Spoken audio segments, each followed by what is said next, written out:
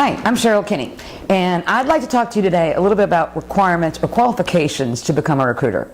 And I'll bounce you back 20 years or so, and we'll talk about when I became a recruiter, and I didn't know what a recruiter was. I had no clue. When I was hired as a recruiter, the person that hired me told me what she saw in me that made her want to bring me on board and want to teach me this business.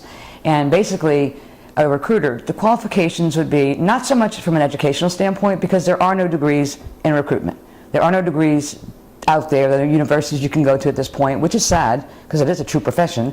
But if you were to look at your education, maybe a bachelor's in almost any field. But mainly, aside from education, the qualifications for being a good recruiter and having what it takes to be successful in this business is you've got to be, and again, I probably don't have these in any particular order.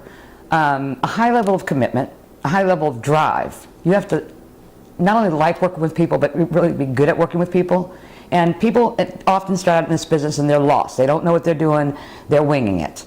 So qualifications for becoming a recruiter or being a good recruiter would include tenaciousness. You've got to be tenacious. You've got to take that bull by the horn and just hang on as tight as you can. My first manager used to call me the dog with a bone. She would give me an assignment and she'd say I wouldn't drop it even though she said it's done, it's dead, we can't go any further with this. So you've got to really be tenacious and know that what you're doing is fun. It's actually so fun you forget to stop doing it. And another thing is you've got to be willing to put in the hours.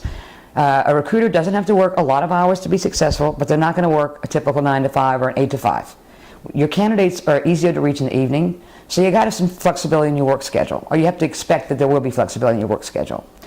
Other qualifications to becoming a recruiter: desire to make a lot of money. If you don't have a desire to make a lot of money, you probably won't want to be in this business.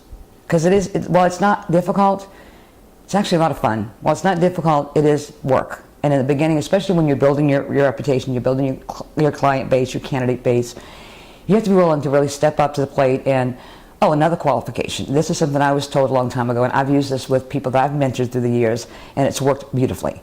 You've got to be able, especially if you're brand new and you don't know anything about recruiting, qualification is the ability to put on blinders and walk in faith, knowing the person that's willing to step up and mentor you will give you good information and good advice.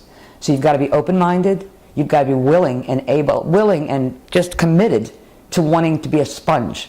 So the people that are wanting to help you develop those skills and hone those skills are wanting to work with you because they see you emulating what they're doing. That's another qualification, is you've got to be able to watch people around you. A lot of what we learn as recruiters, especially when you might change from one discipline being, okay, say I've been in healthcare recruitment. Now that industry is kind of starting to slow down a little bit, so maybe I'm going to move on over and do information technology, or I'm going to do accounting and finance. You learn a lot about this business by osmosis. In an office setting, you're surrounded by other people. In virtual settings, you're surrounded by plenty of other people through the internet, and you learn by hearing other people talk and what they're saying and how they're saying it. So a lot of the learning and the qualifications comes from just being a good listener. Oh, that brings back another qualification. You have got to be a good listener. In a typical interview with a candidate, 80% of the talk time should be the candidate talking. 20% is the recruiter. So you've got to be willing to be a good listener, and remember, you have 2 ears and 1 mouth for a reason. So those are some of the qualities that I think are qualifications to be a good recruiter. I think that pretty much sums up the majority of what I feel would be qualifications to do this job.